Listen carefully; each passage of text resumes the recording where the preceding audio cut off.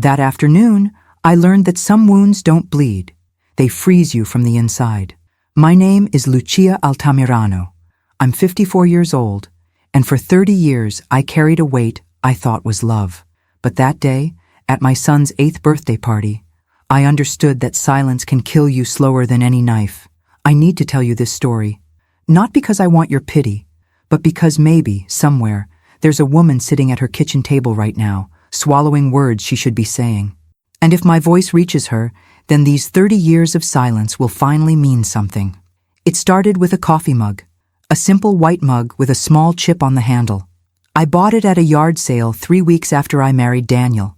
It cost 50 cents. I loved that mug because it was mine, the first thing I chose in a house where everything already had its place, its history, its owner. Daniel's mother, Margaret, lived 2 blocks away. She had a key to our house. She used it every day. "Just checking on you two," she'd say, walking into our kitchen at 7 in the morning, still in her robe. She'd open our refrigerator, check our pantry, run her finger along the counter like she was inspecting a hotel room. "Lucía, honey, you didn't wipe down the stove last night." I was 24 years old. I thought this was normal. I thought this was what family meant. Daniel would kiss his mother's cheek. "Thanks for keeping us in line, Mom." And I would smile. I would pour her coffee in my chipped white mug because she preferred it to the matching set she'd given us as a wedding gift. The first time she told me I was doing something wrong, I was folding laundry in the living room. She walked in, saw Daniel's shirts in a basket, and frowned. That's not how I taught him to fold his shirts. She took one from my hands, shook it out, refolded it with sharp, precise movements. "See? Collars inward. Smooth the sleeves. He likes them this way." I nodded. I learned. The second time, I was cooking dinner. She opened the lid of my pot, smelled it, added salt without asking. "A little bland, sweetheart. Don't worry, you'll learn." I nodded. I learned. The 3rd time, the 10th time, the 100th time. I stopped counting. I learned that my way was always the wrong way, that Margaret's way was the only way, that in Daniel's eyes, his mother could do no wrong. And I learned to shrink. By the time our son Mateo was born, I had become invisible in my own home. Margaret was there the day I went into labor, in the delivery room, holding Daniel's hand while I pushed. She was the first to hold Mateo, the first to bathe him, the first to know his cries. "Lucía, you're holding him wrong. Lucía, that's not how you burp a baby. Lucía, he's crying because you're not doing it right." Daniel would laugh. "Mom's just trying to help, babe." She raised me, didn't she? And I turned out fine. I wanted to scream, but I smiled. I nodded. I learned. Years passed like that. Mateo grew. Margaret's key never left her purse, and my chipped white mug sat on the kitchen shelf, the only thing in that house that still felt like mine. Sometimes we trust people we shouldn't. Have you ever been disappointed by someone you loved? Tell me your story in the comments. I'd love to hear it. Then came Mateo's 8th birthday. We planned a party at the community center. 30 kids, balloons, a magician, a chocolate cake I spent 2 days perfecting. Mateo's favorite, with strawberry filling and buttercream frosting. Margaret insisted on helping. "You can't do this alone, Lucía. You'll forget something."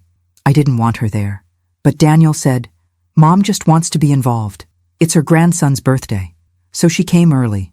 She rearranged the decorations I'd spent hours setting up. She told the caterer the sandwiches were cut wrong. She hovered near me the entire time, correcting, adjusting, fixing. And when it was time to sing Happy Birthday, when Mateo stood in front of that cake I'd made with my own hands, Margaret stepped forward, lit the candles, and smiled at the crowd like she'd done it all herself. But that wasn't the worst part. The worst part came after we cut the cake. Margaret stood up. She tapped her glass with a fork. The room went quiet. "I just want to say a few words," she announced, her voice warm and syrupy, "about my beautiful grandson." She smiled at Mateo. Then she looked at me, and her smile changed. "I'm so proud of the boy Mateo has become," she said slowly, "because I raised this boy. I've been here every single day since he was born. I taught him to walk. I taught him to read. I've been the one who's really taken care of him." She paused, her eyes locked on mine. "Because this woman," she said, pointing at me, "is lazy." The room went silent. My heart stopped. I don't remember breathing. I don't remember if my heart was still beating or if it had simply stopped right there in front of 30 parents, 15 children, and my entire family. All I remember is the silence, not the kind of silence that comes before applause, not the kind that waits for laughter. This was the silence that comes when someone has just said something so cruel, so unexpected, that the room itself recoils. Margaret was still standing, still smiling, like she'd just given a toast at a wedding instead of slicing me open in front of everyone I knew. I looked down at my hands. They were shaking. My eyes filled with tears, but I wouldn't let them fall. Not here, not now, not in front of her. I could feel every pair of eyes in that room. Some looked away quickly, embarrassed. Others stared, waiting to see what would happen next. A few mothers I barely knew whispered to each other behind their hands. And Matteo, my beautiful boy, stood frozen next to his birthday cake, his little face confused, his eyes darting between his grandmother and me. "Mommy?" he whispered. I couldn't answer him. I tried to stand, but my legs wouldn't move. I tried to speak, but my throat had closed completely. 30 years of swallowed words were choking me. Daniel was standing near the gift table. I turned to him, silently begging, "Please, say something, do something, tell her she's wrong." But he just stood there, pale, his mouth slightly open. And Margaret kept talking. "I'm not saying this to be mean," she continued, her voice sweet, reasonable, like she was explaining something simple to a child. "I'm saying it because it's the truth. Matteo is the boy he is today because of me. I've been there every morning, every night. I'm the one who's sacrificed." She looked around the room, gathering support. Mothers-in-law get a bad reputation, don't they? She laughed lightly. But someone has to step in when a mother isn't capable. Someone has to love these children enough to do the hard work. That word, capable. Something inside me cracked, not broke, cracked, like ice on a frozen lake when you step too close to the edge. I stood up slowly. My chair scraped against the floor, too loud in the silence. Margaret turned to look at me, her eyebrows raised, waiting. But I didn't say anything. Because 30 years of training had taught me well, taught me to smile when I wanted to scream, taught me to nod when I wanted to run, taught me that my voice didn't matter in a house where Margaret's voice was the only one that counted. So I did what I always did. I walked toward the kitchen, quietly, invisible. Behind me, I heard someone cough. A chair shifted. A child laughed, unaware. And Margaret's voice, lighter now, relieved. "See? She knows I'm right." I pushed through the kitchen doors and stood there, alone, surrounded by half-empty trays of sandwiches and plastic cups and the chocolate cake I'd made with my own hands. My chipped white mug sat on the counter. I'd brought it with me that morning to drink my coffee before the party started. I'd forgotten to take it home.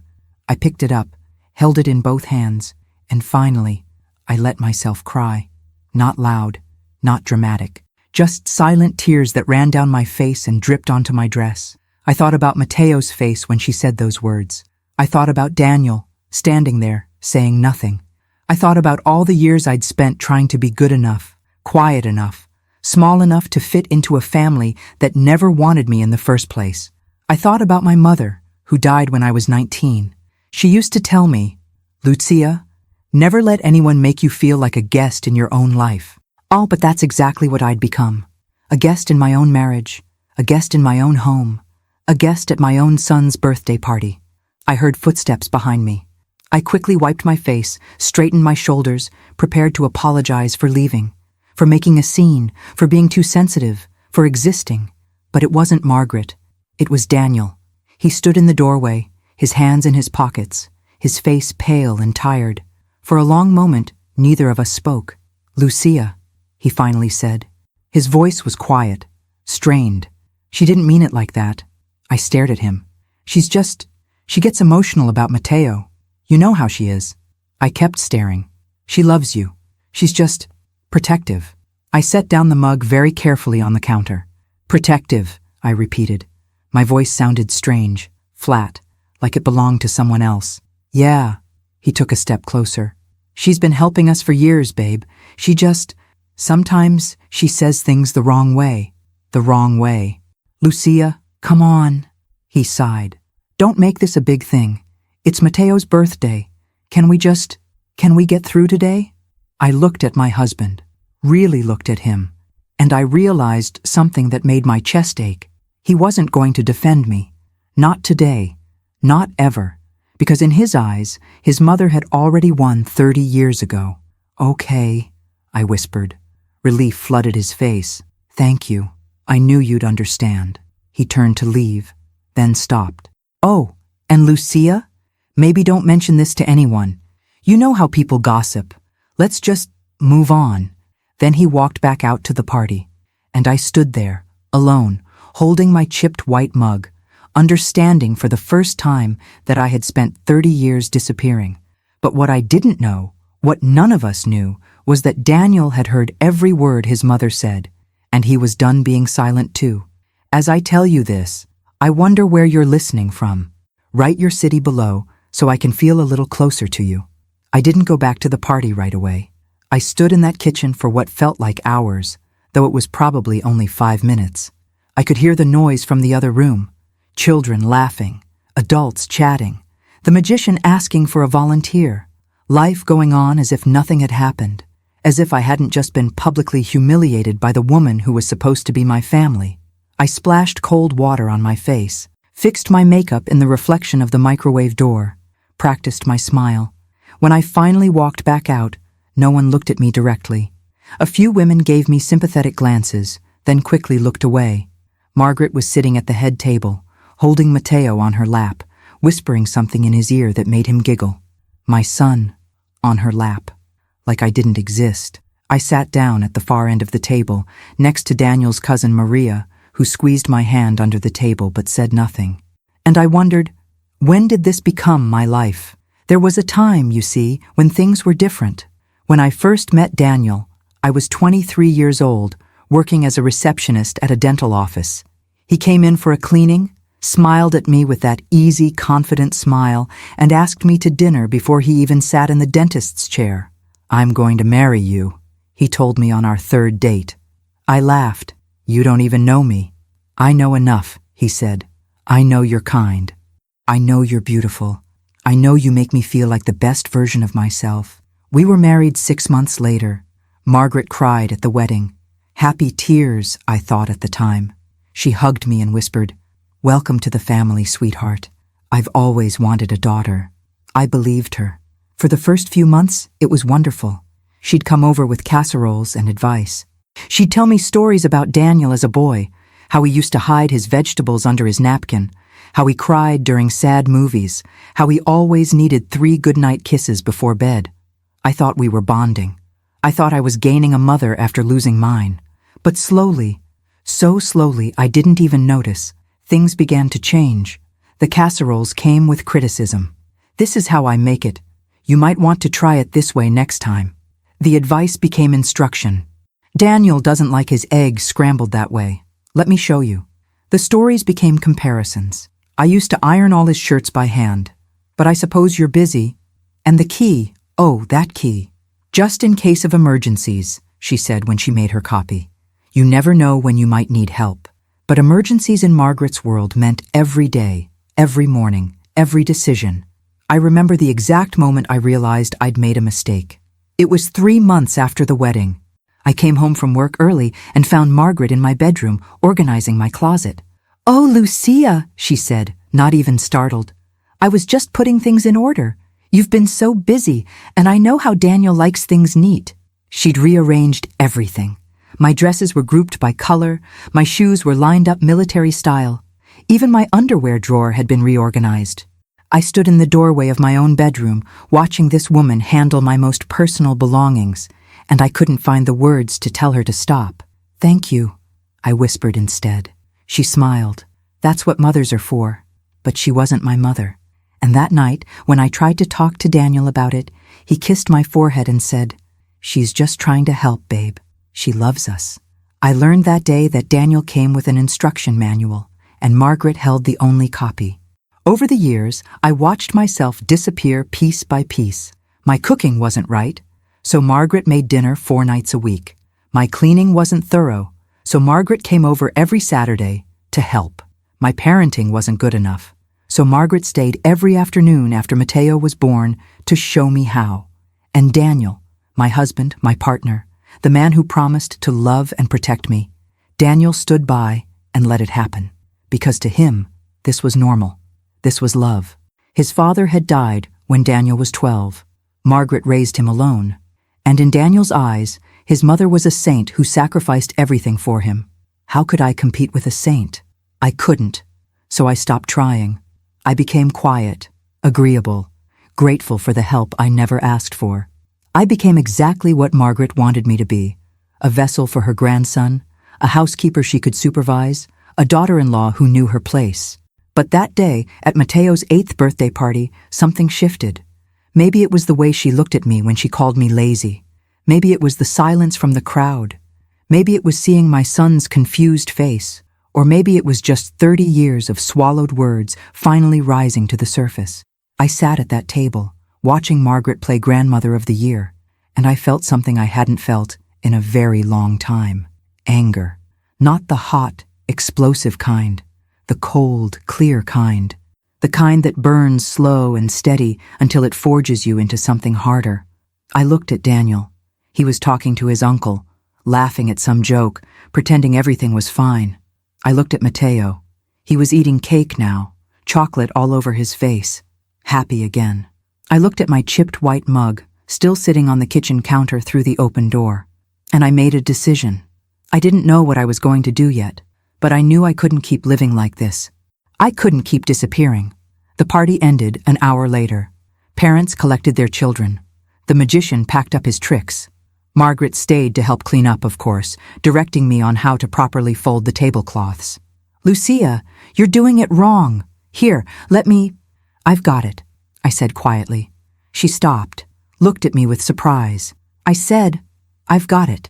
Something flickered in her eyes, something that looked almost like fear. But then Daniel walked over. "Mom, let me drive you home. You must be exhausted." And just like that, the moment passed. Margaret kissed Mateo goodbye, squeezed Daniel's hand, gave me a tight smile. "See you tomorrow, sweetheart," she said. But as she walked out the door, I thought, maybe not. Maybe tomorrow I'll change the locks. Maybe tomorrow I'll find my voice. Maybe tomorrow I'll stop being a guest in my own life. I still wonder if I did the right thing. What about you? What would you have done in my place? Let me take you back to that moment. To the silence after Margaret called me lazy in front of everyone. I told you I walked to the kitchen. I told you Daniel came to find me, asked me not to make it a big thing. What I didn't tell you, what I didn't know until later, was what happened while I was gone, because I wasn't there to see it. But 30 people were. After I left, Margaret sat back down. She smoothed her dress, took a sip of water, and smiled at the crowd like she'd just given a touching speech instead of humiliating her daughter-in-law. "Now," she said brightly, "let's cut this beautiful cake, shall we?" She reached for the knife, but before she could touch it, Daniel moved. He didn't walk. He didn't run. He just stood there in the middle of that silent room, and something in his face had changed. His cousin Maria told me later that she'd never seen Daniel look like that. Not angry, not sad, just awake, like he'd been sleepwalking for 30 years and suddenly opened his eyes. He walked slowly to the front of the room, picked up the microphone the magician had been using. Margaret looked up at him, confused. "Daniel? Sweetheart, what are you—" "Mom," he said into the microphone. His voice was calm, too calm. "Stand up, please." The room went completely still. Margaret laughed nervously. "What? Why?" "Please stand up." She stood, still smiling, but the smile was uncertain now. Daniel looked at her, really looked at her, and then he looked at every person in that room. "I need to say something," he began, "and I need everyone here to witness it." Margaret's smile faded. "Daniel, this isn't the time. You just told this entire room that my wife is lazy," he said quietly. "You said you raised my son. You said Lucía isn't capable. I was just—" "Let me finish." His voice was still calm, but there was steel in it now. "I've been listening to you say things like this for 8 years, for 30 years actually. My whole life, you've been the voice in my head telling me what's right and what's wrong, who's good enough and who isn't."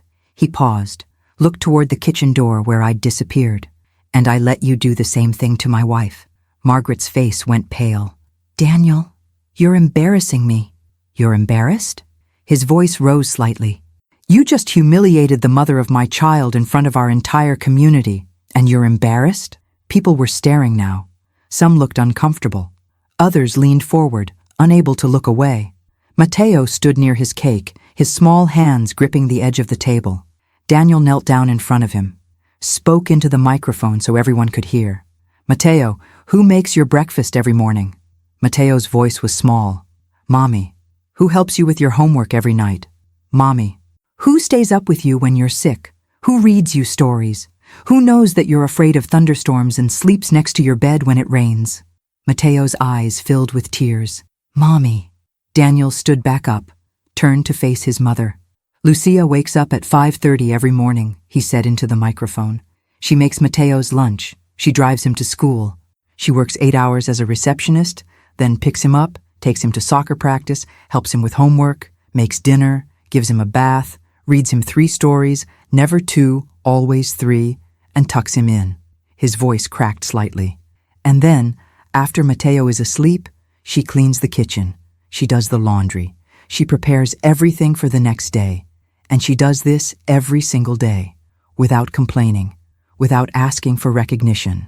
Margaret tried to speak, but no words came out. You want to know what you did, Mom? Daniel continued. You showed up. You criticized. You rearranged things that didn't need rearranging. You made my wife feel like a guest in her own home. And I let you. He looked around the room. I let my mother disrespect my wife for 8 years. For 30 years, actually, if we count all the ways she made me believe that no one could ever be good enough. No woman could ever measure up to her. Tears were streaming down Margaret's face now. But today, Daniel said, his voice steady, that ends. He held up the microphone, looked directly at his mother, and then he said 5 words. Just 5 words that changed everything. Get out of our lives. The room exploded with gasps, whispers, shocked silence. Margaret stood frozen, her hand over her mouth, tears running down her face. Daniel, please, she whispered. I'm your mother. You're my mother, he agreed quietly. And I love you. But you will never speak to my wife that way again. You will never walk into our home without permission. You will never make her feel less than the incredible woman she is. He set down the microphone, walked to the kitchen door, pushed it open. And there I stood. I'd heard everything. Every word. Daniel crossed the room and took my hands in his. His eyes were red. His voice was shaking. I'm sorry, he whispered. I'm so sorry I didn't do this sooner. I'm sorry I let her hurt you. I'm sorry I was blind. I couldn't speak, couldn't breathe, couldn't believe this was real. He pulled me close, held me tight, and whispered against my hair, You are the best mother Mateo could ever have. You are the best wife I could ever have.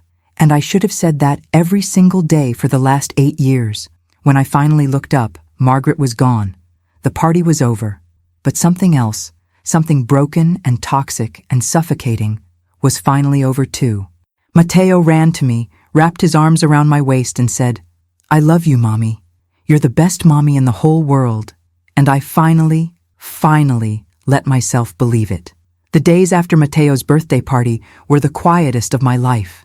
Not the peaceful kind of quiet, the strange, unsettling kind, like when a storm passes and you're waiting to see what it destroyed. Daniel changed the locks that Monday. He didn't ask me if he should. He didn't discuss it. He just came home from work with a new deadbolt and installed it himself while I made dinner. When he finished, he handed me the only 2 keys. One for you, he said, one for me. That's it. I held those keys in my hand and felt their weight. Such small things, but they meant everything. For the first time in 30 years, Margaret couldn't walk into my home whenever she wanted. She tried. The first time was Tuesday morning. I was folding laundry in the living room when I heard her key scraping in the lock. Once, twice, 3 times. Then knocking. Urgent, desperate knocking. Daniel? Lucía? I know you're in there. Please, we need to talk. I stood frozen, holding one of Mateo's shirts against my chest. Daniel came down the stairs, looked at me, and shook his head. Don't, he said quietly. So we stood there, both of us, listening to his mother beg at our door. "I'm sorry," she called through the wood. "I'm so sorry. I didn't mean those things. I love you. Please, I'm your mother." After 10 minutes, she left, but she came back Wednesday, and Thursday, and Friday. Each time, her voice got smaller, more broken. "I just want to see Mateo. Please, just let me see my grandson." Daniel's jaw would tighten, but he never opened the door. On Saturday, she stopped knocking. Instead, she left a card tucked under our doormat. Inside, she'd written, "I gave you everything. How can you do this to me?" Daniel read it once, tore it in half, and threw it away. But I saw his hands shaking. "Are you okay?" I asked him that night after Mateo was asleep. We were sitting on the couch, the house finally still, finally ours. Daniel stared at his hands for a long moment. "I keep thinking about my childhood," he said quietly. "About all the things she did for me after Dad died. How hard she worked, how much she sacrificed." "She did sacrifice," I said carefully. "That's real. But so did you." He looked at me, his eyes tired. "And I never saw it. How did I not see it?" "Because you loved her," I said. "And she made you believe that her way was the only way." He nodded slowly. "My whole life, I've been trying to make her happy, trying to be good enough. And I never realized she was never going to be satisfied. Because if I was happy without her, then what did her sacrifice mean?" I reached for his hand. "She loves you," I said. "But her love became control, and control became poison. I should have seen it sooner." His voice cracked. "God, Lucía, the things I let her say to you, the way I let her treat you. How did you stay?" I thought about that question. Really thought about it. "I stayed because I loved you," I said finally. "And because I believed that if I just tried harder, if I was just better, she'd finally accept me. But she never would she?" "No," Daniel whispered. "Because accepting you meant letting go of me, and she was never going to do that." We sat in silence for a while, holding hands in the darkness of our living room. "What happens now?" I asked. "Now," he said, "we figure out how to be a family, just the three of us." But it wasn't that simple, because Margaret wasn't giving up. The following Monday, she showed up at Mateo's school. I got a call from the principal at 2 in the afternoon. "Mrs. Altamirano, I wanted to let you know that Mateo's grandmother attempted to pick him up today. She said it was a family emergency." My blood went cold. "Did you let her take him?" No. Your husband called last week and updated Mateo's file. She's no longer authorized, but she became quite upset. Security had to escort her out. I thanked her, hung up, and immediately called Daniel. "I know," he said before I could speak. "The school called me too. I'm leaving work now. I'll pick up Mateo myself." That night, Margaret called our home phone 17 times. We didn't answer. She left messages. Some were apologetic, some were angry, some were desperate. "You're turning my grandson against me. I'm calling a lawyer. You can't keep my grandchild from me. Please, Daniel, I'm begging you. I'm your mother." Daniel listened to the first 3 messages, then deleted the rest without listening. But I could see the toll it was taking on him. The tightness in his shoulders, the way he'd stare out the window when he thought I wasn't looking. On Wednesday, Maria called me. "Lucía, I need to tell you something. Margaret came to my house yesterday." My stomach dropped. "What did she say?" "She's telling everyone you're poisoning Daniel against her, that you're controlling him, that you're trying to destroy their relationship." I closed my eyes. Of course she was. "She's calling all the family members," Maria continued. "Some of them believe her. They think Daniel is overreacting. They think you're the problem." "I know," I said quietly. "But I don't," Maria said firmly. "I was at that party, Lucía. I heard what she said, and I saw what Daniel did. He was right." Tears filled my eyes. "Thank you." "There's something else," Maria said hesitantly. "Margaret is talking about filing for grandparents' rights. She says if Daniel won't let her see Mateo voluntarily, she'll force it through the courts." After we hung up, I sat in my kitchen, staring at my chipped white mug on the counter. I'd fought so hard for this freedom. Daniel had finally opened his eyes. We'd finally reclaimed our home. But Margaret wasn't finished, and I realized something that made my chest ache. This wasn't going to be over quickly. This was going to be a war. That night, I asked Daniel the question I'd been afraid to ask. Do you regret it? What you said at the party? He didn't hesitate. No, I regret not saying it sooner. Even if she takes us to court? Even then. He pulled me close. She can file all the papers she wants. She can turn the whole family against us, but she will never make you feel small again, and I will never let her teach Mateo that love means control. I held on to him, this man who'd finally chosen me, and I let myself cry. Not sad tears, not scared tears, tears of relief. Because for the first time in 30 years, I wasn't fighting alone. 3 weeks after the birthday party, the letter arrived. It came on a Tuesday morning, delivered by certified mail. Official, legal, cold. Daniel signed for it at the door. I watched his face drain of color as he read the return address. Henderson and Associates, Family Law. He opened it at the kitchen table while I stood behind him, my hands gripping the back of his chair. The words swam on the page. Petition for grandparent visitation rights, psychological harm to the minor child, alienation from extended family, in the best interest of the child. Margaret was suing us for the right to see Mateo. Daniel set the letter down very carefully, like it might explode. She actually did it, he whispered. She's taking us to court. I felt sick. Not because I was afraid we'd lose. I knew we had good reasons for our decision. But because this meant the fight was just beginning. That afternoon, we met with a lawyer.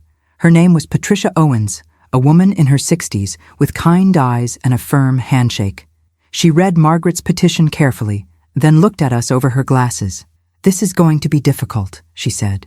Not because you'll lose, but because family court judges take grandparent rights very seriously, especially when the grandparent has been actively involved in the child's life. She was destroying my wife, Daniel said. She publicly humiliated her at our son's birthday party, in front of 30 people. Do you have witnesses who would testify to that? We looked at each other. Yes, I said quietly. At least 5 people offered. Patricia nodded. Good. We'll need them. We'll also need documentation, emails, text messages, anything that shows a pattern of behavior. Because Margaret's lawyer will argue that she's a loving grandmother who's being unfairly cut off from her grandson. She tried to take him from school without permission, Daniel said. Even better. That shows disregard for boundaries. Patricia made notes. But here's what you need to understand. Courts prefer reconciliation. The judge will likely order mediation first. You'll sit in a room with Margaret and try to reach an agreement. My stomach twisted. I have to sit in a room with her? Unless you want to fight this all the way to trial, yes. That night, Mateo asked the question we'd been dreading. Mommy, where's Grandma?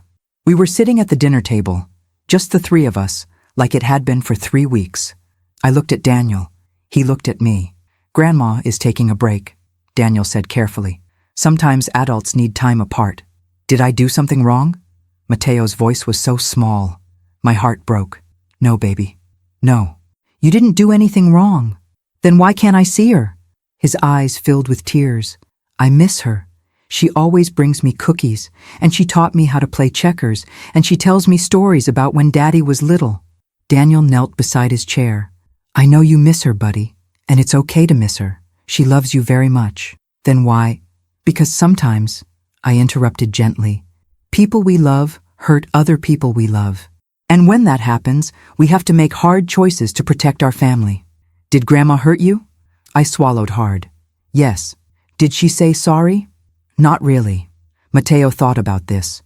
In school, Mrs. Rodriguez says if we hurt someone, we have to say sorry and mean it, and then we can be friends again. That's true, Daniel said.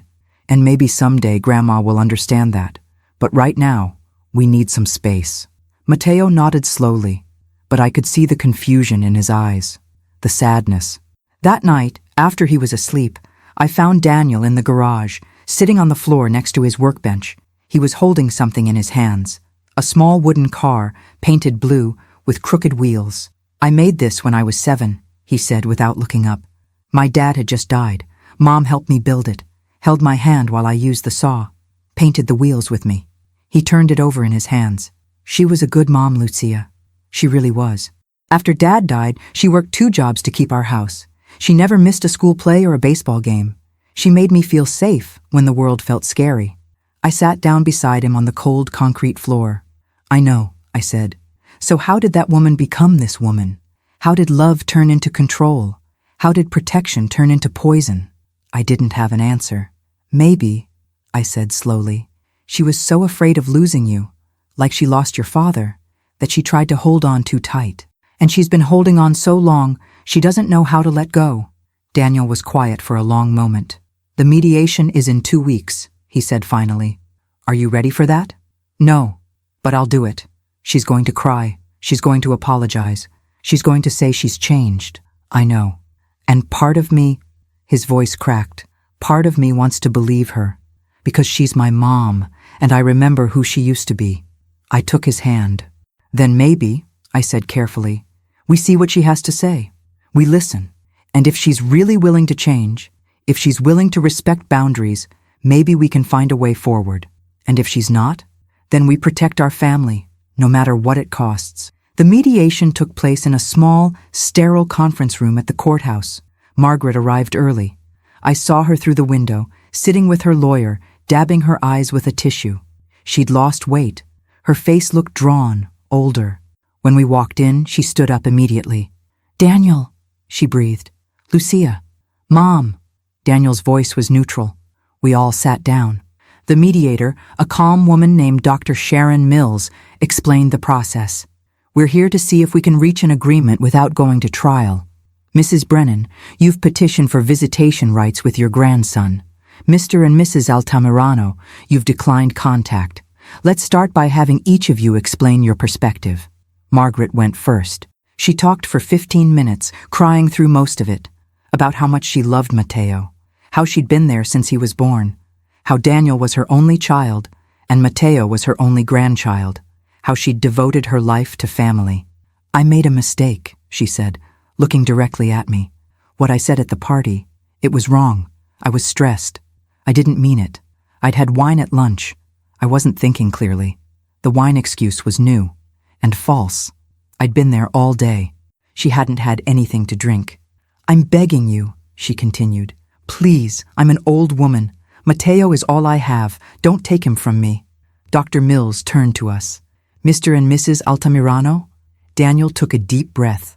Mom, you didn't just make one mistake at one party. You've spent 8 years undermining my wife, making her feel inadequate, controlling every aspect of our lives. I was just trying to help. No, Daniel said firmly. You were trying to control. There's a difference. He pulled out a folder. Inside were printed emails, text messages, and statements from witnesses. Lucía, he read from one email. I stopped by today and the house was a mess. I cleaned the kitchen and bathroom. You really need to keep up with these things. He pulled out another. I took Mateo to get his hair cut. That style you chose made him look unkempt. Another. Daniel told me you forgot to pack his lunch today. Good thing I was there to bring him something proper. With each one, Margaret's face grew paler. And this, Daniel said, his voice shaking now, is what you said to my wife 2 years ago, when she had the flu and couldn't get out of bed. He read, if you can't handle taking care of a household, maybe you're not cut out to be a wife and mother. I'd forgotten about that message, but hearing it read aloud brought it all back, lying in bed, fever burning, and seeing those words on my phone. Margaret's lawyer shifted uncomfortably. These aren't mistakes, Mom, Daniel said. This is a pattern. This is who you've become. Margaret was crying openly now. I just wanted to help. I didn't know I was hurting anyone. You did know, I said quietly. Everyone turned to look at me. You knew, I repeated, louder now. Because I told you. Multiple times. I asked you to call before coming over. You kept coming. I asked you to let me parent Mateo my way. You kept interfering. I asked you to please just once tell me I was doing a good job. My voice broke.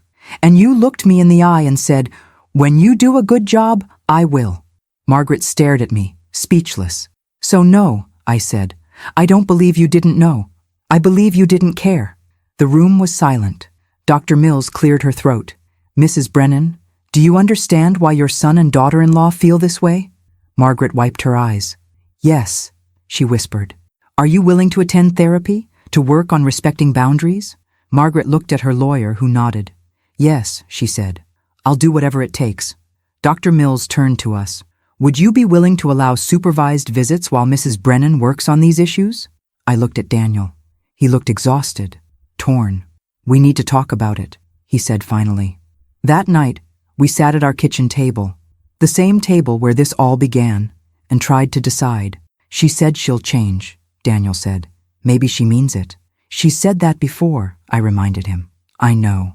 But what if this time is different? What if losing us actually woke her up? I stared at my chipped white mug, now sitting in front of me filled with cold tea. I want to believe that, I said. I want to believe people can change, but Daniel, I'm scared. Me too. If we give her another chance, and she hurts Mateo the way she hurt me, we'll stop it, Daniel said firmly. Immediately, no more second chances. I thought about Mateo's question. Did Grandma say sorry and mean it? One supervised visit, I said finally. Here, in our home, with both of us present, for 1 hour, and if she crosses even one boundary, she's done. Daniel nodded. One chance. We called our lawyer the next morning and made the offer. Margaret accepted immediately. The visit was scheduled for the following Saturday, and I spent the entire week wondering if we were making the biggest mistake of our lives. Saturday morning arrived with rain. I woke up at 5, couldn't go back to sleep. I made coffee, sat at the kitchen table, and watched the water run down the windows. Daniel found me there an hour later. Couldn't sleep either? He asked. I shook my head. He poured himself coffee and sat down across from me. We didn't say much, just sat there together, watching the rain, waiting. Margaret was scheduled to arrive at 2 o'clock, 1 hour. That was the agreement. At 1:30, I started cleaning, even though the house was already spotless. I wiped down counters that were already clean, straightened pillows that were already straight. Lucía, Daniel said gently. She's not inspecting, she's visiting. But old habits die hard. At 1:55, a car pulled up outside. Through the window, I saw Margaret sitting in the driver's seat, not moving, just staring at our house like she was gathering courage. Finally, at exactly 2 o'clock, she got out. She was carrying a small gift bag. Daniel answered the door. Mom. Daniel. Her voice was small, uncertain. Thank you for this. Thank you for giving me a chance. She stepped inside, hesitantly, like she needed permission now, like this wasn't a house she'd walked into uninvited 1,000 times before. Her eyes found me standing in the living room. Lucía, she swallowed hard. Thank you. I nodded but didn't speak. Couldn't speak. Mateo's in his room, Daniel said. I'll get him. Wait. Margaret held up a hand. Before he comes down, I need to say something. She set down the gift bag, took a deep breath. I've been going to therapy 3 times a week since the mediation, and my therapist helped me understand something. She looked at me, her eyes red. I was threatened by you. I blinked. Whatever I'd expected, it wasn't that. From the moment Daniel married you, I felt like I was being replaced, like I was losing my son. And instead of dealing with that fear, I tried to prove that you couldn't do it without me, that you needed me. Her voice cracked. I made you feel small so I could feel necessary. And she pressed her hand to her mouth. I'm so ashamed. For 30 years, I'd imagined this moment, imagined her apologizing. But now that it was happening, I didn't feel victorious. I just felt tired. I can't promise I'll be perfect, Margaret continued, but I promise I'll try. I promise I'll respect your boundaries. I promise. She looked at Daniel, then back at me. I promise I'll never make Lucía feel like a guest in her own home again. The silence stretched between us. Thank you for saying that, I said finally. But Margaret, words are easy. I need to see it. I understand, she nodded quickly. That's why I'm here, to show you. Daniel went upstairs. A moment later, we heard Mateo's excited voice. Grandma's here? He came running down the stairs so fast I thought he'd trip. When he saw Margaret, his whole face lit up. Grandma! Margaret dropped to her knees, arms open, and Mateo crashed into her. She held him tight, crying into his hair. I missed you so much, she whispered. So much. I missed you too. Mateo pulled back, grinning. Did you bring cookies? Margaret laughed through her tears. No cookies today, sweetheart. But I brought you something else. She handed him the gift bag. Inside was a book, Where the Wild Things Are. I thought maybe you could read it to me, she said. I'd love to hear how good you've gotten at reading. Mateo beamed. I'm really good now. Mommy helps me every night. He said it so naturally, but I saw Margaret's face flicker, just for a second, before she smiled. Your mommy is wonderful, she said, and I could hear the effort in her voice. You're very lucky. We sat in the living room. Mateo nestled next to Margaret on the couch, reading aloud, stumbling over the bigger words. Margaret listened, praised him, didn't correct him once. I sat in the armchair across from them, watching. Daniel stood near the doorway, arms crossed, also watching. For 45 minutes, Margaret was perfect. She complimented Mateo's reading. She asked him about school. She admired a drawing he'd made. She didn't rearrange anything, didn't criticize anything, didn't walk into the kitchen to inspect my counters. And then, with 15 minutes left, it happened. Mateo spilled his juice. It wasn't much, just a splash on the couch cushion. But he gasped, his eyes going wide with worry. I'm sorry. He looked at me, terrified. It's okay, baby, I said quickly, standing. It's just juice. I'll get a towel. But before I could move, Margaret was already standing. Don't worry, sweetheart, she said to Mateo. Grandma will fix it. She started toward the kitchen. Margaret, Daniel said quietly. Lucia's got it. Margaret stopped, turned, and I saw the struggle on her face, the old instinct to take over, to fix, to prove she could do it better. Right, she said after a long pause. Of course. Sorry. She sat back down. I went to the kitchen, grabbed a towel and some cleaner, and came back. As I wiped up the small spill, I felt Margaret watching me. You know, she said carefully, if you use club soda instead of cleaner, it works better on… Mom! Daniel's voice was firm. Margaret stopped, closed her mouth, looked down at her hands. Sorry, she whispered. Old habits. I finished cleaning the cushion and sat back down. My heart was pounding. Such a small thing. A tiny slip. But it showed me everything I needed to know. She was trying, but she wasn't there yet. When the hour ended, Margaret stood to leave. She hugged Mateo goodbye, promised to see him again soon, and walked to the door. Thank you, she said to both of us, for this chance. I won't waste it. After she left, Daniel and I stood in the doorway, watching her drive away. Well? He asked quietly. She's trying, I said, but she almost couldn't help herself. I know.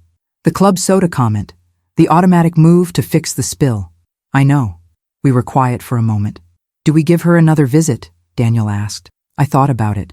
Really thought about it. Yes, I said finally. But shorter, 30 minutes, and we keep watching. That night, after Mateo was asleep, I found myself holding my chipped white mug again, looking at it in the dim kitchen light. It was still chipped, still imperfect, but it was mine. And I realized something. Margaret would probably always have those instincts. That need to control, to fix, to prove her worth through interference. The question wasn't whether she'd ever be perfect. The question was whether she could learn to recognize those impulses and stop herself, and whether I could learn to set boundaries without feeling guilty.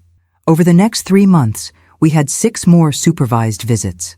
Some went well. Margaret would catch herself before offering unsolicited advice, would ask permission before helping, would compliment me in front of Mateo. Some went poorly.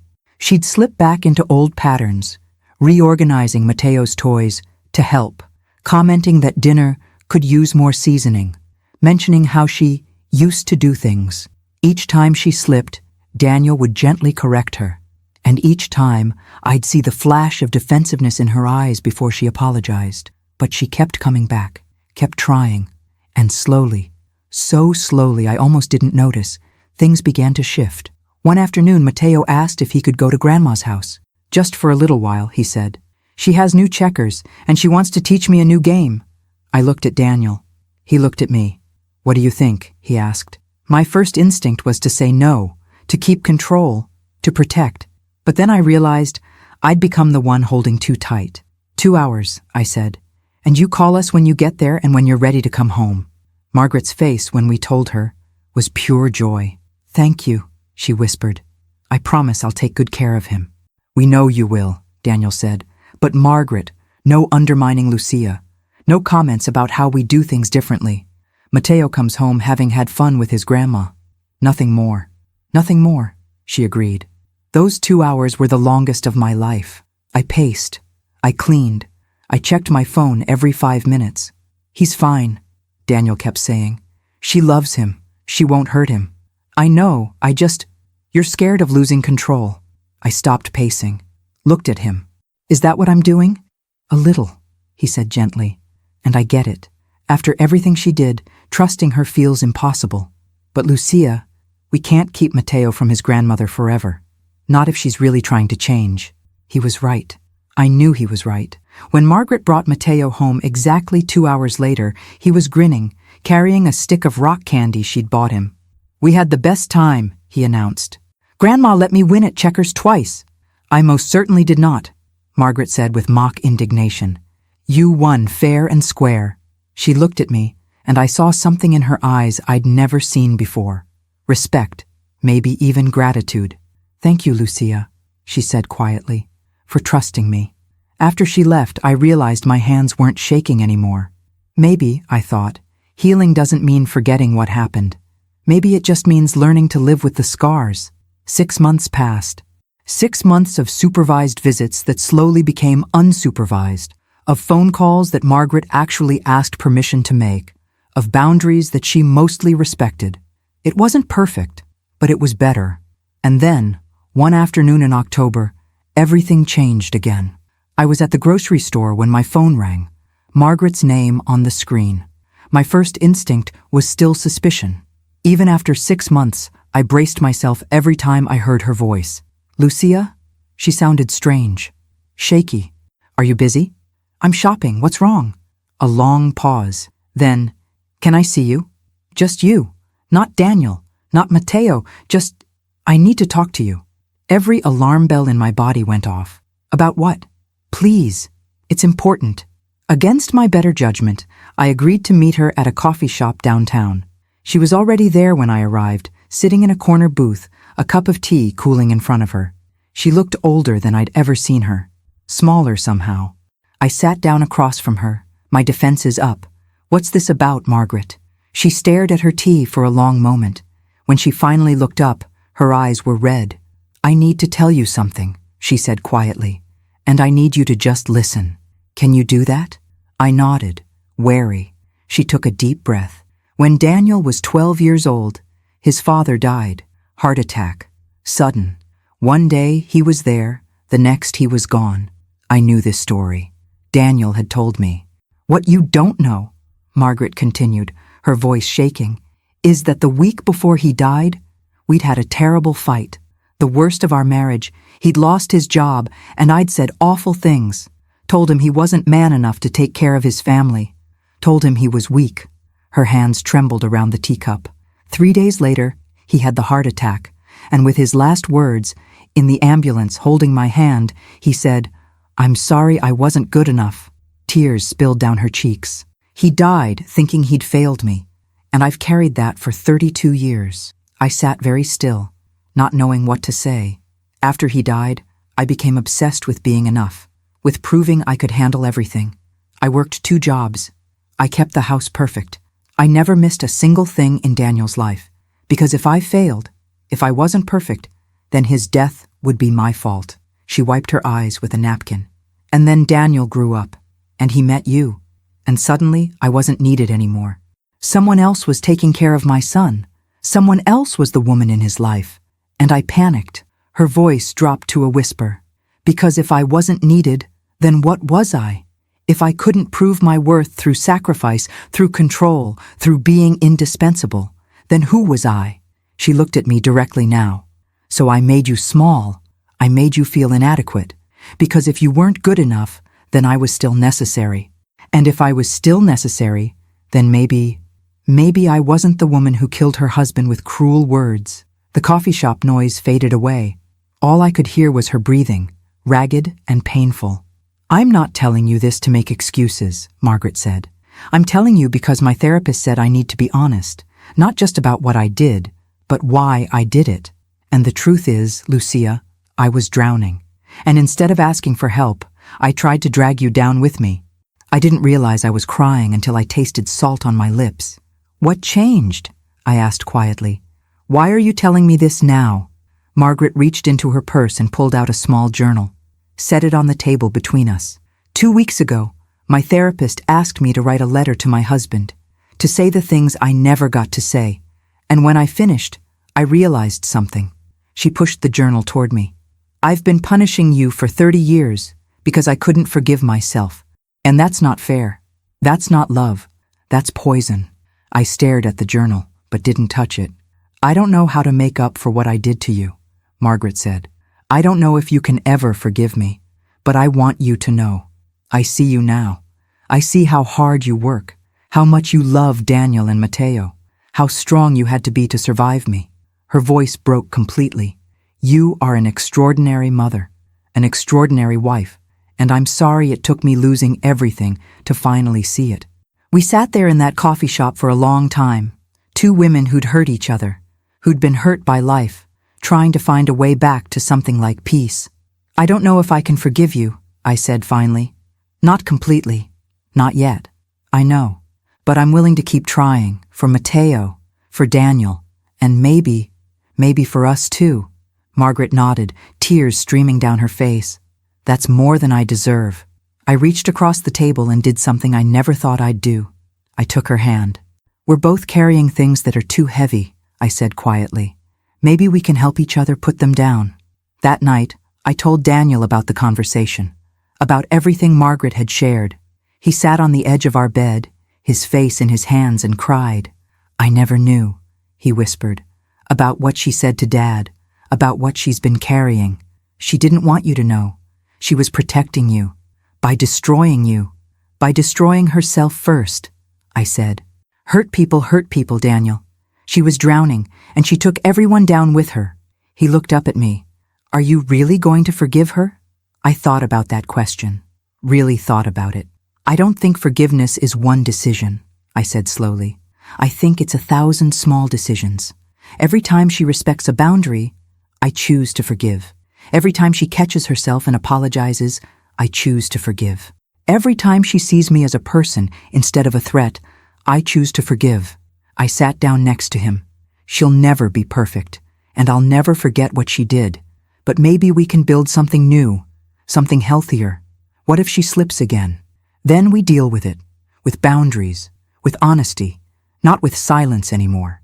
Daniel pulled me close. When did you become so wise? When I finally stopped trying to be small enough to fit into someone else's idea of who I should be. Over the next few months, Margaret kept going to therapy. She'd call before coming over. She'd ask instead of assuming. She'd compliment me in front of Mateo, genuinely, without the subtle digs. And slowly, I began to trust her again. Not completely, not blindly, but enough. One Sunday, she invited us over for dinner, the first time in a year. I almost said no. The thought of sitting in her house, at her table, eating her food, it brought back too many memories. But Mateo wanted to go, and Daniel thought it might be good, so we went. Margaret's house looked different somehow, less like a museum, more like a home. There were dishes in the sink, magazines on the coffee table, signs of life instead of perfection. I stopped trying to keep everything perfect, she explained when she saw me noticing. Turns out it's exhausting.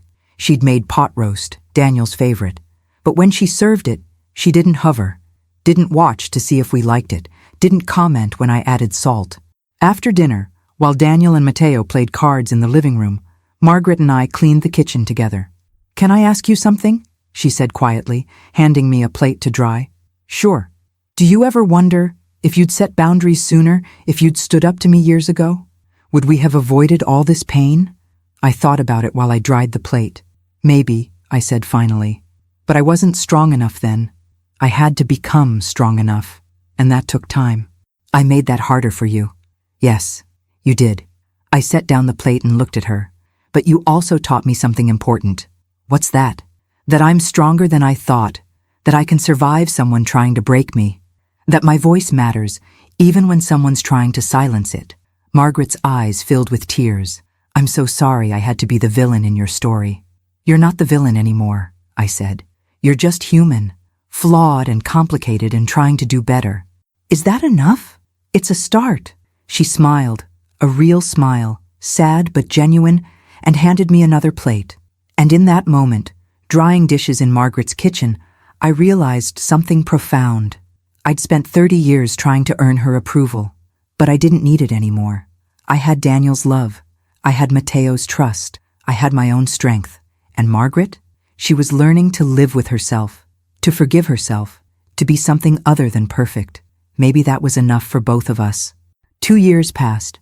2 years of slow, imperfect healing, of boundaries that held, of relationships that transformed from toxic to tolerable to, sometimes, almost tender. Margaret remained in therapy. We had dinner together once a month. She babysat Mateo occasionally, always with check-ins, always with respect for our rules. It wasn't the relationship I'd imagined when I married Daniel, but it was honest, and that was enough. Then, one Thursday afternoon in November, I got a call from Daniel's cousin Maria. "Lucía, have you talked to Margaret recently?" "Not since Sunday." "Why?" "She's in the hospital." My stomach dropped. "What happened?" "She fell, broke her hip, but Lucía, there's something else. The doctors ran some tests. They found early-stage Alzheimer's." I stood in my kitchen, phone pressed to my ear, feeling the world tilt. "How early?"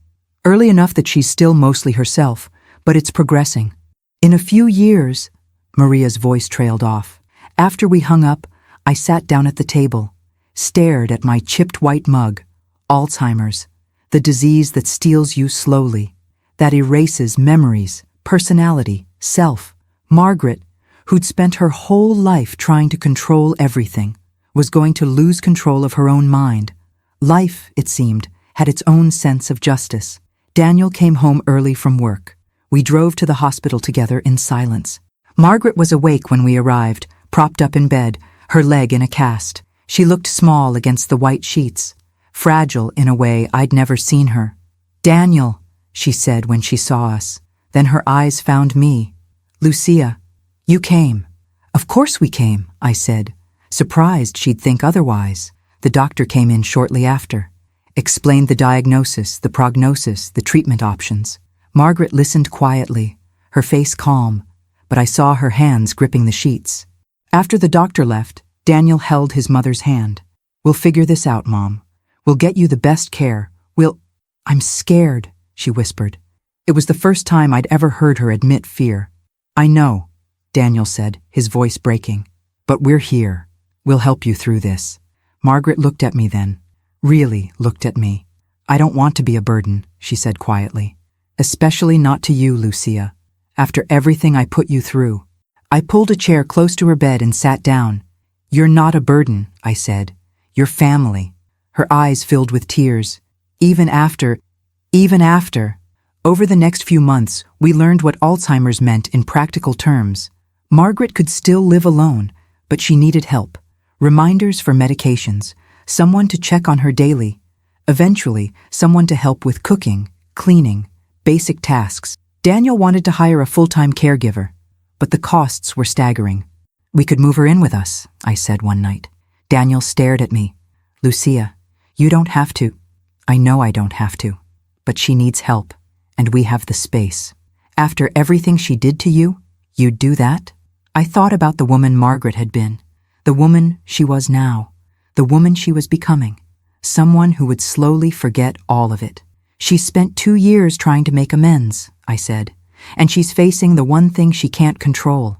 If we turn our backs now, what does that make us?" So Margaret moved into our guest room. It was strange at first, surreal. The woman who'd once invaded my home was now living in it, but as a guest who asked permission for everything. "Can I make myself tea? Is it okay if I sit in the living room? I don't want to be in the way." "You're not in the way," I'd tell her over and over. "This is your home now, too." Some days were good. Margaret would help Mateo with homework, tell him stories about Daniel's childhood, make her famous pot roast for dinner. Other days were harder. She'd forget where she was, call me by Daniel's father's name, ask when she was going home. "You are home, Mom," Daniel would say gently. "You live with us now." "Oh," she'd look confused, then embarrassed. "I'm sorry, I forgot." "It's okay. It's not your fault." But I could see it destroying her. The loss of dignity, the loss of independence, the loss of self. One afternoon, I found her in the kitchen, crying. She was staring at the stove, a pot of water boiling, unable to remember what she'd meant to cook. "Margaret?" I said softly. She turned to me, her face crumbling. "I can't remember. I was making something for Matteo, and now I can't. I don't—" I turned off the stove, guided her to a chair. "It's okay. We'll figure it out together." "I used to know everything," she whispered. "I used to be the one who helped everyone else. And now I can't even make soup." I sat down next to her, took her hand. "You're still you," I said. "The disease is taking your memory, but it's not taking your worth. How can you be kind to me?" she asked, tears streaming down her face. "After what I did to you, after the way I treated you?" I squeezed her hand. "Because you apologized, because you changed, because that's what family does. But I don't deserve—" "Maybe not," I said gently. "But grace isn't about deserving. It's about choosing to love anyway." She cried then, really cried, and I held her. This woman who'd once made me feel so small, now broken and afraid. And I realized something. She'd already received her karma, not through my cruelty, not through revenge, but through life itself. She'd spent decades trying to control everything, and now she was losing control in the most fundamental way. She'd built her identity on being needed, on being indispensable, and now she needed help for everything. She'd made me feel inadequate for 30 years, and now she felt inadequate every single day. Life had balanced the scales in its own way. 6 months after moving in, Margaret's condition worsened. She'd forget Daniel's name sometimes, forget where she was, get agitated and confused, but there were still good moments. One evening, I was making dinner while Margaret sat at the kitchen table. She was having a good day, clear, present herself. "Lucía," she said quietly, "can I ask you something?" "Of course. Do you remember the first time we met? At that restaurant before the wedding?" I smiled. "You ordered for everyone at the table." She laughed, a real laugh. "I did, didn't I? I was so nervous. I wanted everything to be perfect." "Why were you nervous?" "Because I knew Daniel loved you, and I was afraid you'd take him away from me." She paused. I was right to be afraid, but I was wrong about everything else. She looked at me with clear eyes. "You didn't take him away. You gave him a real family, a healthy family, the kind I never knew how to build." "Margaret, let me finish." Her voice was urgent, like she knew time was running out. "I need you to know, in case I forget, that you're the daughter I should have been to my own mother. You're the mother I should have been to Daniel, and you're showing me what real strength looks like." She reached across the table and took my hand. "Thank you," she whispered, "for not becoming like me, for breaking the cycle, for teaching me, even now, what love is supposed to look like." I couldn't speak, could only hold her hand and cry. 2 weeks later, Margaret woke up and didn't recognize anyone. Daniel tried to explain. "Mom, it's me. Daniel, your son." She looked at him with frightened, confused eyes. "I don't have a son. Where am I? I want to go home." It was the beginning of the end. Over the next year, Margaret's decline was steady and heartbreaking.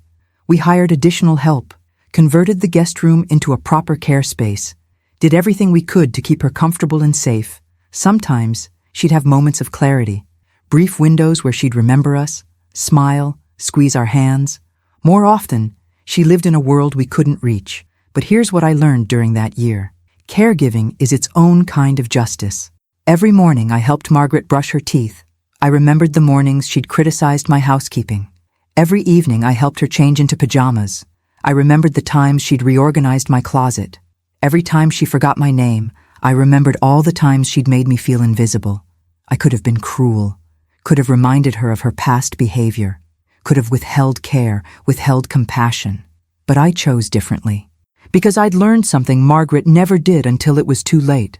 That real strength isn't about control. It's about choosing kindness even when it's hard. That real love isn't about being needed. It's about being present. That real justice isn't revenge. It's watching someone face the natural consequences of their choices and choosing mercy anyway. On a quiet Tuesday afternoon in March, 3 years after her diagnosis, Margaret died peacefully in her sleep. Daniel was holding one hand. I was holding the other. And in her final moments, one last gift of clarity, she opened her eyes, looked at me, and whispered 2 words: "Thank you." At her funeral, dozens of people came, Friends from her church, neighbors, people whose lives she'd touched over the years. They told stories about her kindness, her generosity, her dedication to Daniel after his father died. And I realized Margaret had been complex, not purely villain, not purely victim, just human, wounded and wounding, trying and failing and trying again. Daniel gave the eulogy. He talked about his mother's strength, her sacrifices, her love. He also talked briefly about her struggles, her need for control, her journey toward change. My mother wasn't perfect, he said, but in the end, she tried to be better. And that's all any of us can do. After the service, as we stood by her grave, Daniel turned to me. She was lucky to have you at the end. No, I said quietly. We were lucky to have each other. All of us. Because that's what I'd learned from Margaret's life and death. That hurt people. That healing is possible, but never perfect. That life keeps its own score. We don't have to. And that sometimes the greatest justice is choosing grace. It's been 5 years since Margaret's funeral. 5 years of learning to live in the space she left behind. I'm 59 years old now. Mateo is 16, taller than his father, with his grandmother's stubborn chin and my quiet determination. Sometimes he asks about her. Do you think Grandma would be proud of me? He asked last week, after getting accepted to the Honor Society at school. Yes, I told him. She would be so proud. And I meant it, because I've learned that people can be more than one thing. Margaret was controlling and critical, but she was also loving and devoted. She hurt me deeply, but she also tried to heal. And in the end, she taught me something invaluable, that you can acknowledge someone's harm without letting it define your entire story. I'm sitting in my kitchen now, as I tell you this story. The same kitchen where I stood 30 years ago, trying to make myself small enough to fit into a life that was never meant for me. My chipped white mug sits on the counter, still chipped, still mine. I've had chances to replace it over the years.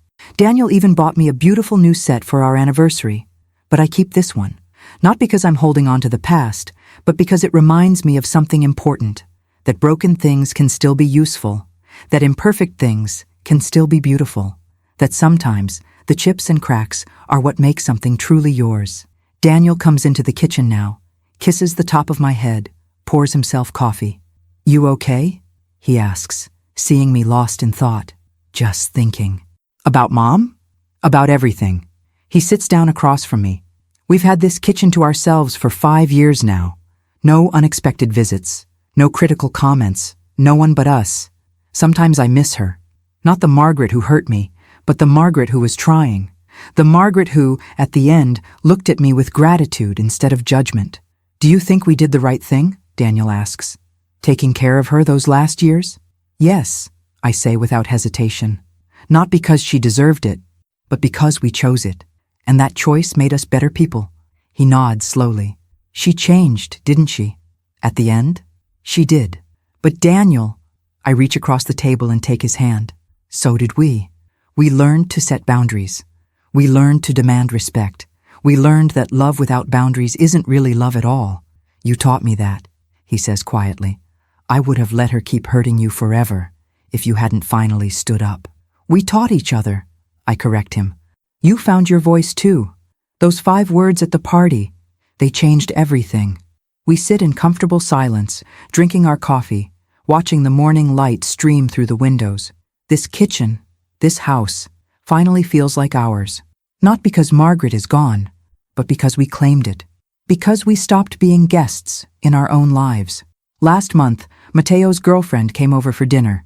Sweet girl, shy, trying so hard to make a good impression. After she left, I pulled Mateo aside. She's nervous around us, I said gently. She wants us to like her. I know. I told her you're not scary. I smiled. Make sure she knows she's welcome here. That this is her space too. That she doesn't have to earn her place at our table. Mateo looked at me curiously. You're thinking about Grandma, aren't you? How did you know? Because you get that look. That sad but wise look. Smart kid. Your grandmother taught me a lot, I said carefully. About what not to do. About how control disguised as love can poison everything. And I want you to know, if you ever bring someone into your life permanently, I will never make them feel the way she made me feel. I know, Mom. He hugged me. You're nothing like that. And maybe that's the greatest gift Margaret gave me in the end. The clarity to know exactly the kind of person I never wanted to become. I've been thinking a lot lately about the women who might be listening to this story. Women sitting at their kitchen tables right now, swallowing words they should be saying. Women who've made themselves small to keep the peace. Women who think love means accepting disrespect. If you're one of those women, I need you to hear this. You are not a guest in your own life. You don't have to earn your place in your own home. You don't have to be perfect to be worthy of respect. And setting boundaries isn't selfish. It's survival. For 30 years, I believed that being a good wife, a good mother, a good daughter-in-law meant disappearing, meant accepting criticism, meant never saying no. But I was wrong. Being good doesn't mean being silent. Being loving doesn't mean being small. Being family doesn't mean accepting abuse. And sometimes, the most loving thing you can do is say, "This stops now. I wish I'd said it sooner. I wish I'd found my voice before 30 years passed." But I also know I found it when I was ready. And that's enough. If Margaret were here now, if she could see Matteo growing into a kind, confident young man, if she could see Daniel and me still together, still choosing each other every day, I think she'd understand that the best gift she could have given us was leaving us alone to become ourselves. That real love doesn't control, it releases. That real strength doesn't demand, it allows. That real family doesn't require perfection, it requires presence. I pick up my chipped white mug, take a sip of coffee, look out the window at the life I've built. It's not perfect, but it's mine. And that's everything. There's something else I want to tell you. Something I learned during those final years with Margaret, watching her fade. I learned that forgiveness isn't a moment, it's a practice. Every day, I chose to forgive her, not because she'd earned it, but because carrying anger was heavier than letting it go. Every day, I chose to see her as a whole person, flawed, wounded, struggling, but also capable of change. Every day, I chose mercy over bitterness, and in doing that, I freed myself, not from the memory of what she did, but from the power those memories had over me. I still remember the birthday party. I still remember 30 years of criticism. I still remember the countless times I cried in my kitchen, feeling worthless. But those memories don't define me anymore. Because I also remember Margaret's apology. I remember her sitting in that coffee shop, finally being honest. I remember holding her hand as she died and feeling at peace. The story has an ending now, and the ending is grace, not because she deserved it, but because I chose it. And that choice, that daily, difficult, deliberate choice, that's what set me free. If my story helps one woman open her eyes, it was worth it. If my story helps one woman find her voice, then 30 years of silence wasn't wasted. If my story helps one woman understand that she deserves respect, love, and dignity, not someday, not eventually, but right now, then everything I went through had purpose. You deserve to take up space. You deserve to be heard. You deserve a life where you're not constantly trying to earn what should be freely given. And if the people in your life can't see that, if they make you feel small, inadequate, invisible, then maybe it's time to ask, whose life am I living? Because you only get one, and you deserve to live it as yourself, fully, loudly, unapologetically. I'm Lucía Altamirano. I'm 59 years old, and this is the story I kept to myself for far too long. But not anymore, not anymore. Thank you for staying with me until the end. Thank you for listening to a story that was hard to tell but necessary to share. If this story touched your heart, if it made you think, if it reminded you of your own strength, subscribe and turn on the bell to hear more stories of women who turned pain into wisdom. Every day, one woman, one life lesson. Share this story with someone you love. Sometimes, one story can change an entire day. Sometimes, it can change an entire life. God bless you. And remember, you are not a guest in your own life. You are the author. Start writing your story the way you want it told. See you next time.